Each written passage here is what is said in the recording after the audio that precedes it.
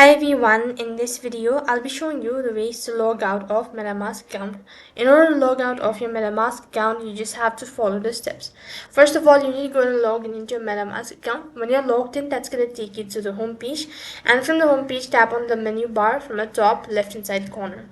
As you've done that, click on the log button, and next page you'll be taken to this field where you have to go ahead and press the yes button in order to log. And next you have to go ahead and make sure to manage the security and privacy, so go ahead and press that.